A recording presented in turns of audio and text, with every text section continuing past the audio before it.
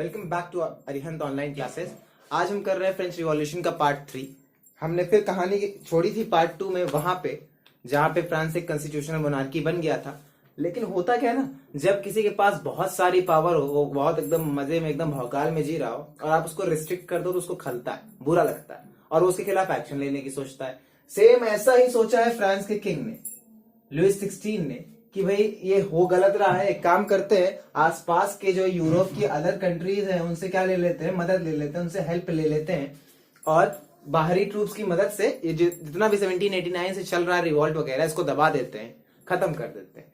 ये सब प्लानिंग चल तो रही थी, लेकिन इससे पहले कि ऐसा कोई भी प्लानिंग एग्जीक्यूट होता या कुछ एग्जीक्यूट होता, हुआ क्या, नेशनल असेंबली जो बनाई गई थी हमारी, इस नेशनल असेंबली ने वॉर डिक्लेयर कर दी। ऑस्ट्रिया और प्रूशिया, ये दोनों इंपॉर्टेंट कंट्रीज हैं, इनके खिलाफ वॉर डिक्लेयर की थी।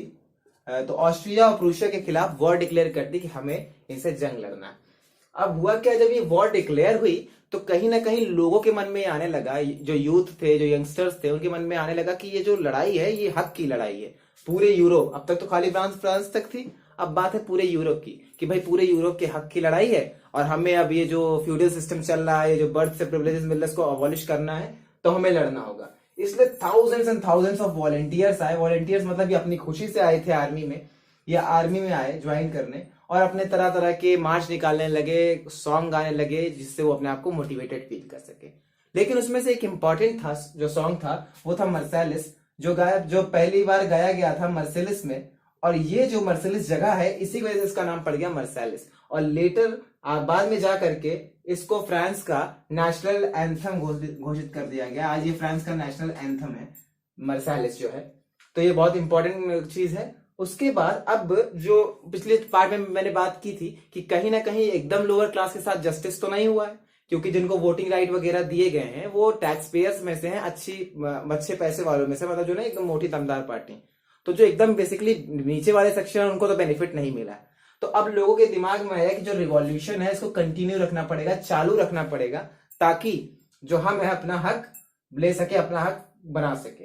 तो बहुत सारे क्लब्स बनने लगे ऑल ओवर कंट्री साइड, सब लोग अपना ग्रुप बनाने लगे, क्लब बनाने लगे। उसमें से एक क्लब बहुत फेमस हुआ जिसका नाम था जैकोबियन क्लब। जैकोबियन क्लब, इनके मेंबर को कहा जाता था जैकोब्स, और ये जैकोबियन क्लब था, इसके लीडर थे मैक्सिमिलियन रॉबेस्पियर। बहुत इंपॉर्टेंट नाम है ये फ्रेंच रिवॉल्यूशन के सबसे इंपॉर्टेंट नाम में से एक है मैक्सिमिलियन रॉबेस्पियर। आगे जा करके ये फ्रांस में अपनी गवर्नमेंट सेटअप करेगा और उसके बाद वो रेन ऑफ टेरर एस्टैब्लिश करेगा, इसलिए बहुत इंपॉर्टेंट नाम है। ब्लू से इसे अंडरलाइन कर रखा है, इसको ध्यान से एकदम याद कर ले, दिमाग में बिठा ले। साथ ही साथ इधर जो हो रहा था, इसके साथ साथ कुछ वुमेन क्लब भी चल रहे थे, जो वुमेन राइट्स की या बाकी राइट्स की बात कर रहे थे। कि जैसे हमें पता अभी तक फ्रांस में ना वुमेन को वोटिंग राइट मिला हुआ है, ना वुमेन को इक्वालिटी मिली हुई है, तो इसके लिए वुमेन क्लब भी चल रहे थे, पैरेलली चल रहे थे। हालांकि इनका अभी कोई ग्रेटर इंपैक्ट नहीं आया है, लेकिन ये जो जैकोबियन क्लब है मैक्सिमिलियन रॉबेस्पियर की, इनका बहुत इंपैक्ट है सोसाइटी पे। इन्होंने कई सिंबल्स यूज किए हैं। जैसे आप कुछ दिखाते हो, जब आपको कोई किसी के अगेंस्ट दिखाना होता है, सपोज जब हमारे इंडियन क्रिकेट प्लेयर्स को अगेंस्ट दिखाना था तो उन्होंने अपने पे ब्लैक स्ट्राइप बांधी थी, अभी रिसेंट का इंसिडेंट है। वैसे ही इन्होंने क्या किया, इन्होंने लॉन्ग स्ट्राइप ट्राउजर्स पहनने शुरू कर दिए, लंबे लंबे ट्राउजर्स पहनने शुरू कर दिए जिसमें लंबी लंबी स्ट्राइप्स थी। क्यों? क्योंकि जो नोबल्स थे, क्लर्जी थे, वो नी ब्रीचेस पहनते थे। उसके अगेंस्ट ये दिखाने के लिए कि हम आपसे अलग हैं, हम आपके खिलाफ हैं, ये दिखाने के लिए इन्होंने लॉन्ग स्ट्राइप ट्राउजर्स पहनना शुरू कर दिया। इनको इसी वजह से सैंस क्यूलोटोस के नाम से जाना जाता था, मतलब विदाउट नी ब्रीचेस, मतलब वो लोग जो नी ब्रीचेस नहीं पहनते या उसके अगेंस्ट हैं। तो ये दो पहचाने थी इनकी, एक तो लॉन्ग स्ट्राइप ट्राउजर्स और दूसरा रेड कैप। रेड कैप का मतलब क्या? रेड माने लाल, तो लाल कैप का मतलब था लिबर्टी, ये लिबर्टी को सिंबलाइज करता था। ये कैप और लॉन्ग स्ट्राइप ट्राउजर्स, ये दो बहुत मेजर पहचान थी जैकोबियंस की, इन्हीं से पहचाने जाते थे जैकोबियंस। तो अब ये मास मूवमेंट बन चुका है, काफी फेमस हो चुका है, तो लोग इसके साथ जुड़ रहे हैं। जुड़ते जुड़ते हुआ क्या कि इन्होंने कहा कि भाई अब एक्शन लेने का समय आ गया है। तो 10 अगस्त 1792 की बात है, पैलेस ऑफ ट्यूलेरिस में इन लोगों ने हमला बोल दिया है, अटैक कर दिया। यहीं पे हमारे किंग रहते हैं भाई साहब लुई 16, अटैक कर दिया गया है। तो जितने गार्ड्स थे उनको मार दिया गया है, मैसाकेर हो गया है, मार दिया गया है। किंग को और उनकी फैमिली को अभी क्या किया गया है, अरेस्ट किया गया। अभी मारा नहीं गया, अभी खाली अरेस्ट करके रखा गया है। इसके बाद कराए गए हैं इलेक्शंस। फ्रांस में इलेक्शंस हुए, लेकिन इस बार एक बहुत यूनिक बात थी कि जो इलेक्शन कराए गए उसमें ऑल मैन, जितने भी लोग थे, आदमी थे, औरत नहीं, लेडीज को अभी भी नहीं मिला, वुमेन्स को अभी भी नहीं मिला। वुमेन्स को खैर बेसिकली बहुत सालों तक अभी नहीं मिलेगा, वुमेन्स को मिलेगा 1948 में जाकर के। तो 1792 चल रहा है अभी। तो इसमें क्या हुआ, मेन, जो भी मेन है 21 ईयर्स के अबव है, मतलब 21 साल के ऊपर हैं और आदमी हैं अगर आप, तो आप कितना भी कमाते हो, किस भी ग्रुप के हो, आपको वोट देने का पूरा पूरा राइट है। राइट टू वोट मिल गया सबको, वोट आप दे सकते हैं। तो ये एक इक्वालिटी तो स्टैब्लिश हो रही थी इस बार। लेकिन हुआ क्या, अब असेंबली को इलेक्ट कर लिया गया है, नेशनल असेंबली को इलेक्ट कर लिया गया है, इसको कहा गया कन्वेंशन। यही जकोबियन गवर्नमेंट, जकोबियन क्लब की गवर्नमेंट है, ये कन्वेंशन हो गया, असेंबली को इलेक्ट कर गया, इसको नाम दिया गया कन्वेंशन। ये बहुत इंपॉर्टेंट नाम है, ये इस नाम से बुलाया जाता था असेंबली को। अब इसको नेशनल असेंबली या इसको मोनार्की नहीं कहेंगे, इसको कन्वेंशन कहेंगे। जो इलेक्शन हुआ है, जो रिजल्ट आया है, जो बेंच बनी है, उसको कन्वेंशन के नाम से बुलाया जाएगा। 21 सितंबर की बात है जब फ्रांस को रिपब्लिक डिक्लेयर कर दिया गया है। France is no more a constitutional monarchy. अब तक कॉन्स्टिट्यूशनल मोनार्की थी, अब उसको खत्म करके इसको रिपब्लिक घोषित कर दिया गया। रिपब्लिक का मतलब ये कि जहां बॉटम लीडर से लेकर के ऊपर लीडर तक जो होते हैं वो पब्लिक रिप्रेजेंटेटिव होते हैं, तो अब इसको रिपब्लिक घोषित कर दिया गया है। और रिपब्लिक होने के बाद 21 जनवरी को कोर्ट ने फैसला लिया है कि लुई 16 को एग्जीक्यूट करना होगा, और लुई 16 मार दिए गए हैं। 21 जनवरी को लुई 16 मार दिए गए। देखिए दोनों डेट सेम है, याद रखने में आसानी। 21 सितंबर है, 21 जैन है, महीने का अंतर है, डेट सेम है। 21 सितंबर को फ्रांस रिपब्लिक बना है और 21 जैन को लुई 16 को एग्जीक्यूट कर दिया गया है। कहां पे, प्लेस डेला कॉनकोर्ड में। ये फ्रेंच में नाम है, इंग्लिश में नहीं है, तो इसको ऐसे ही पढ़ेंगे। और इसको एग्जीक्यूट कर दिया गया। जो मैं प्रिंसेस थी, इनकी जो वाइफ थी, कुछ दिन बाद उनका भी यही हाल होता है, उनको भी एग्जीक्यूट कर दिया जाता है। अब इसके बाद जो होता है वो आता है टाइम रेन ऑफ टेरर का।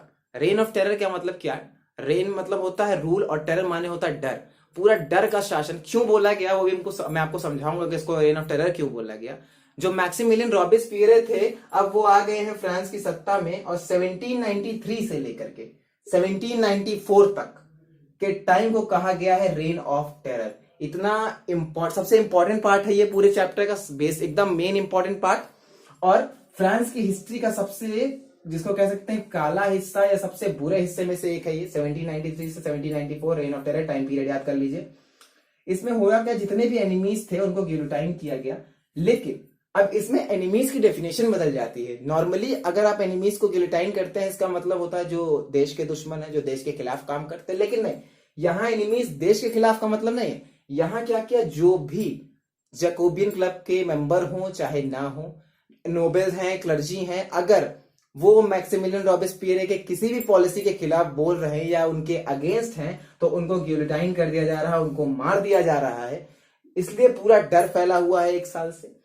और उसके बाद क्या किया गया, 2-4 फैसले और ऐसे हैं।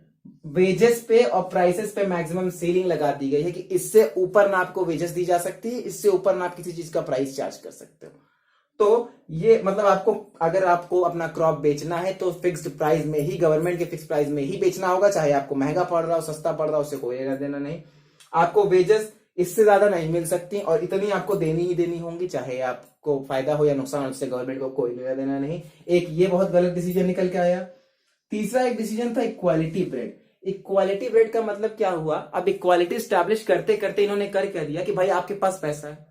देखिए आज के टाइम पे क्या करता है, अगर इंडिया में हम लोग ऐसे बेसिक फूड की बात करें, चावल की बात करें, तो कुछ लोग भाई 40 रुपए वाला खाते हैं, कुछ लोग 100 रुपए की बासमती किलो खाते हैं। मतलब अपने अपने हिसाब से आदमी खाता, कोई नॉर्मल चावल खा रहा है, कोई बासमती खा रहा है। लेकिन यहां पे फ्रांस में क्या रूल बना दिया गया कि आपके पास पैसा है, आप केपेबल है, लेकिन फिर भी आप महंगा ब्रेड नहीं खा सकते। ब्रेड वहां का बेसिक फूड है, महंगा ब्रेड नहीं खा सकते। सबको एक ही तरह का ब्रेड खाना होगा। जो पीजेंट्स खा रहे हैं, जो वर्कर्स खा रहे हैं, वही आपको भी खाना होगा। भले आप अफोर्ड कर सकते हो, उससे कोई लेना देना नहीं।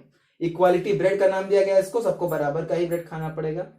और एक काम और किया गया, वो था टाइटल्स को अबॉलिश कर देना। जैसे मॉन्सियर का टाइटल है, मॉन्सियर माने सर, मदामे यानी मैडम, ये दोनों शब्द फ्रेंच में है, मॉन्सियो और मदामे, सर और मैडम, इनको अबॉलिश कर दिया गया। अब कोई सर मैडम नहीं बचे हैं, सब लोग क्या हो गए हैं, सब लोग हो गए हैं सिटियन, जिसका मतलब होता है सिटीजन। मतलब अब ना कोई सर है ना कोई मैडम है, सब एक बराबर हैं, सब सिटीजन। सिटीजन में आया ये कि जो चर्चेस थी उनको बंद कर दिया गया है। अब आप देख सकते हैं कि मतलब वो अपने मन की कर रहे हैं, और क्या कर रहे हैं, जो सीधे सीधे नोबल्स और क्लर्जी के खिलाफ फैसले ले रहे हैं। सारे चर्चेस को बंद कर दिया गया, शट डाउन कर दिया गया है और उनको बना दिया गया बैरक्स।